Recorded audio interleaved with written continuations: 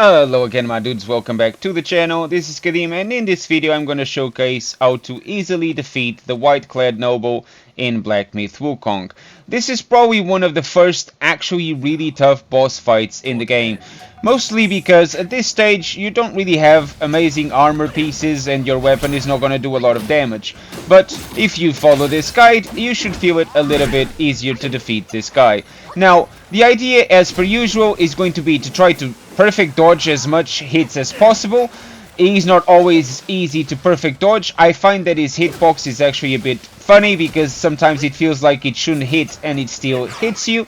But if you focus around perfect dodging and avoid his constant and relentless attacks, heal as you go and only when necessary, but try to build around having enough focus for heavy hits. Unfortunately in this case I actually missed.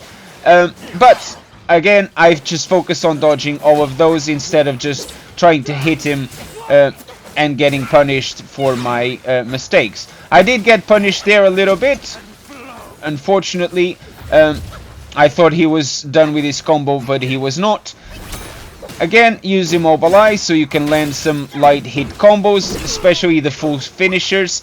And then try to build focus as you go for the heavy hits.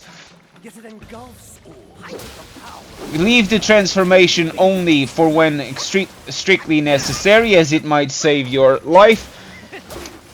Again, making quite a few mistakes, but the idea of this build video and this boss guide video is that you don't really have to do it perfectly.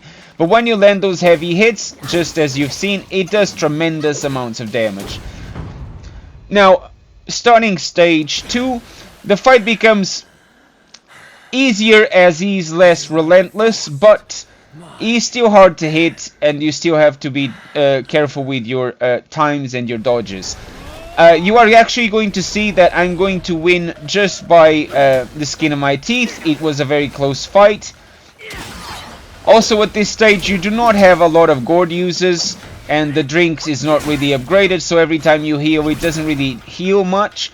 But try to focus on getting the Immobilize only when needed for not wasting any uses.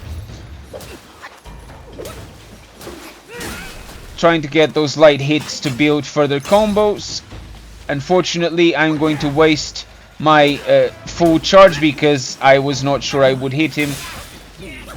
Try to avoid being hit by these spear throws. I was actually terrible there and I just ran out of gourd. And he's more than halfway up his HP. This would be a good time to change to the transformation. Unfortunately, because we are fighting in water, the fire here is not going to do much, but this is the only transformation you can have at this stage, so might as well use it. Unfortunately, he doesn't really get stunned a lot, but when you manage to land this hit, he does a tremendous amount of damage, and that's when you get the upper hand. Again, I actually tried to heal as I didn't realize I had run out of gourd. Focus on the dodgings if this is the case. Try to stay alive is the most important part. If you are in a predicament such as I am, as I have no more heals and he still got quite a lot of HP left. Lucky for me, I got another use of Immobilize. I managed to punish him and I managed to get the win thanks to that Immobilize. Now, unfortunately, as I said, you have access to the Pilgrim set by this stage, but I didn't want to use it just yet as I wanted to gather more will with using the Deluxe Edition set that will give you more will with enemy kills. And as you can see, I'm also using the Deluxe Edition weapon, but any weapon will do really.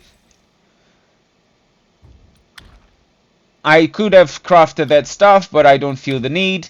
And as you can see, I'm using the Folk Opera set with the cat beads and the chime that also boosts your sprint speed. As for my sparks distribution, as I said in the previous boss guide, I'm heavily investing in smash stands so I can get the 4 focus points unlocked as soon as possible. But this is pretty much the build and the boss guide. Hope it helps you guys, and I hope I'll find you in the next video. Thank you all for watching. Please consider subscribing, and I'll see you in the next one. Cheerio!